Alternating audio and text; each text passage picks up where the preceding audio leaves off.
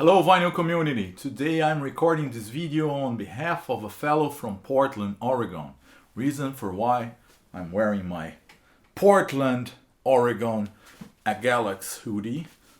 But wait, there's something going on in here. What is that? Today's Punk Rock Day, fellas, and straight out of Portland, Oregon, this is Harum-Scarum.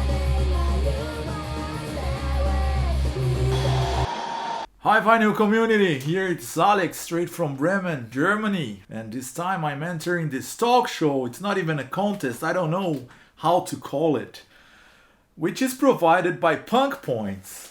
Punk Points, it is a new channel here on YouTube, also part of the vinyl community, where there's this guy behind a mask talking about punk rock, playing these games which he gives points to people, and also punk rock records giveaways.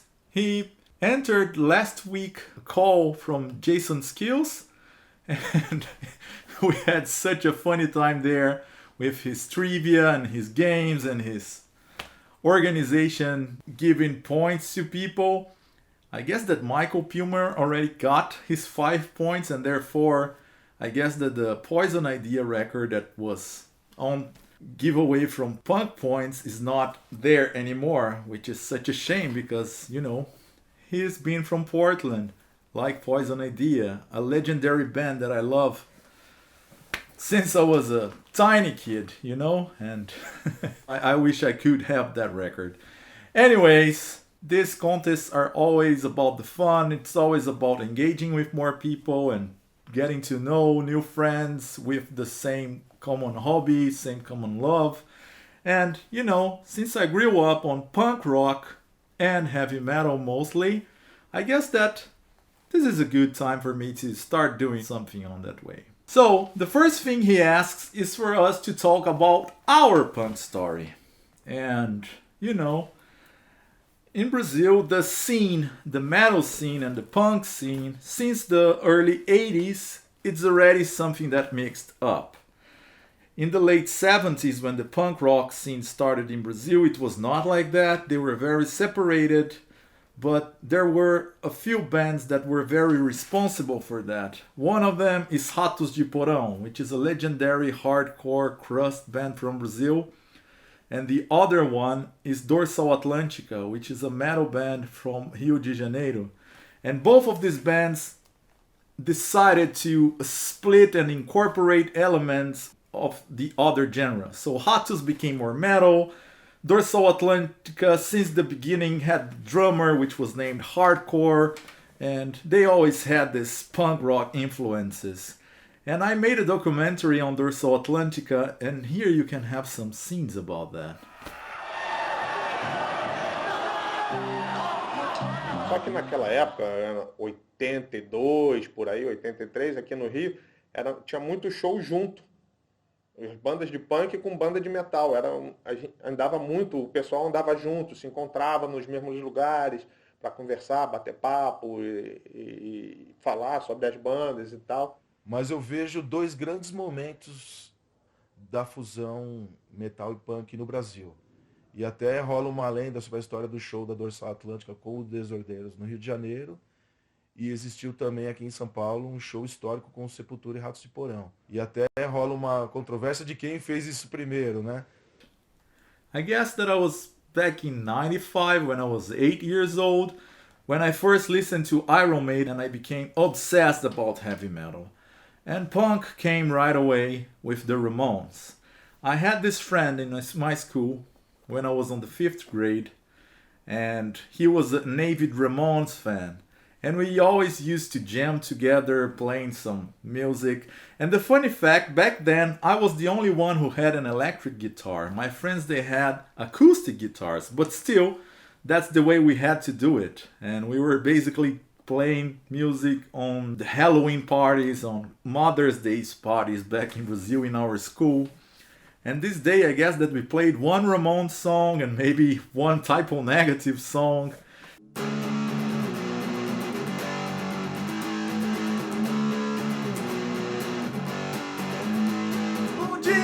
Você vai descobrir que todos te odeiam. e te querem morto, pois você representa perigo ao poder. Anarquia, oi, oi, anarquia, oi, oi, anarquia, oi, oi, anarquia, oi. That's the thing I love about punk. These notes are the same notes as another song that every punk that once had a broken heart will surely identify.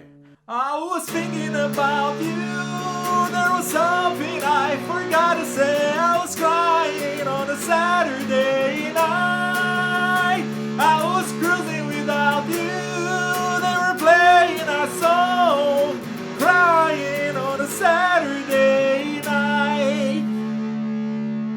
My first punk rock band started when I was a teenager. I'm not sure if you can call it a band, because we had no organization at all. We were basically just playing and we didn't have any drums. We were beating like pots, pans, and card box, those delivery boxes that they give with some drumsticks. And we were recording in my house. I remember that my mom had a phone, and this phone had also a tape recorder for when people would call there and we were not there. But that is the thing, you could record there and there was a mic in the phone that would record ambient. And I guess that the first demos that we ever recorded was on this phone. So we would press record and then it will get us on tape all of the live recording from our room. Basically I had one amp in which we would plug the bass and sometimes even two guitars and the vocals with some adapters to fit all in one. It was very distorted, but it was all very fun and we were very proud. And I was making all the artwork from our tapes and sending it to some other friends. Yeah, too bad nothing of that resisted time, except for the memories. The thing is, back in Brazil in the 90s, it was very expensive to have cameras. And since there were no digital cameras back then, I guess that most of my friends never had pictures of anything except for the official ones that school will take during the parties that we will play there. Yeah. And I guess that later in time I became more addicted to crust and grindcore, especially when I bought the first records of Napalm Death and Extreme Noise Terror. Discharge was also one of the bands that I loved. And, you know, I guess that my taste always combined the best of punk with the best of extreme metal. Thank you! We're fucking brilliant! Jerks!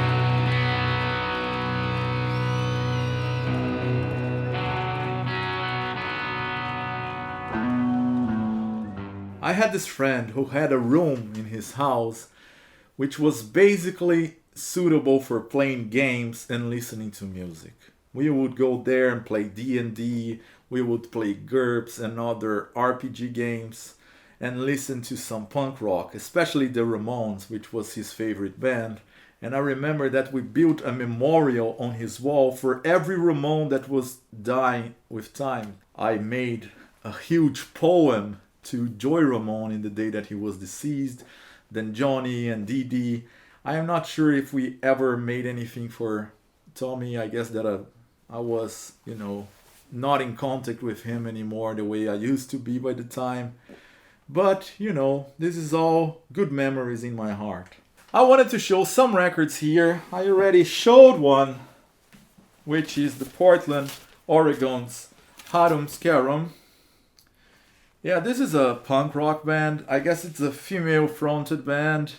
And I don't know exactly when they started. Maybe in the early 2000s. And here we've got some Extreme Noise Terror. As I mentioned, one of my favorite bands.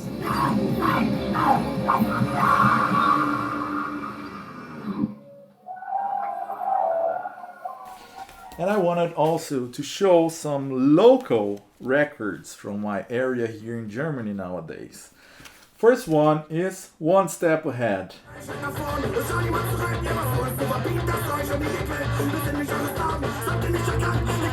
Kommt Leute, was weiter stark. Reiche voraus, wir haben euch im Visier. Ich tausche jedes Tier, deine Regeln verlieren. Mit denen es sich Rache, der Tod ein frei.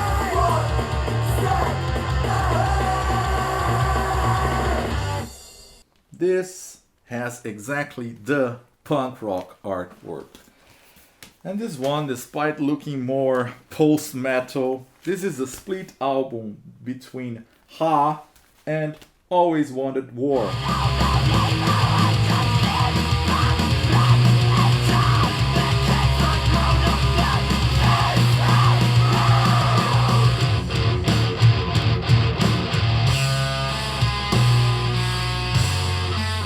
It is a double vinyl gatefold. Get a listen.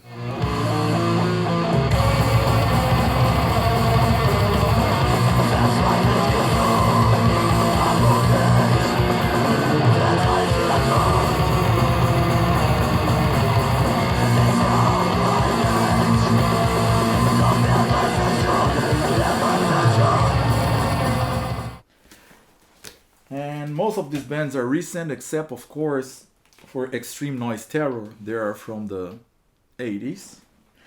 And from my city, the one that I live nowadays, I wanted to show some different records. So here we've got a 7 inches from Kobayashi. I'm not sure if this band is still playing nowadays. I guess that they are now defunct. There's this other, which is a tribute to Finnish hardcore, Salmiakki Youth. It is kind of hard to find any information about them, but there are some strong clues that they are here from Bremen. And of course, the legendary Chispas. I guess that Chispas was formed back in the 90s, if I'm not wrong, but this record, this is the first split with Alarm, which came out, I guess, in 2001, and the first Chispas full length went out in 2005.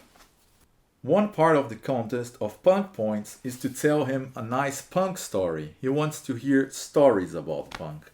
On Friday on the live from Jason Skilz, I already told him about this documentary on Brazilian punk rock scene, which is called Botinada.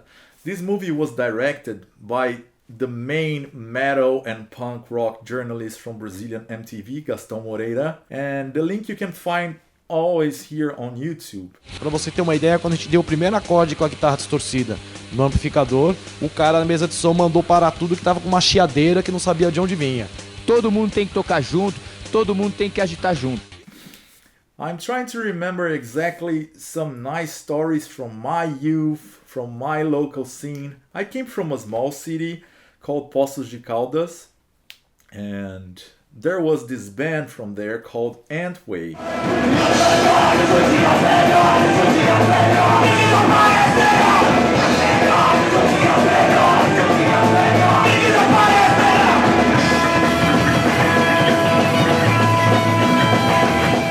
And the bass player from Antway, Mo, he would always organize some punk and metal concerts in a bar that doesn't exist there anymore.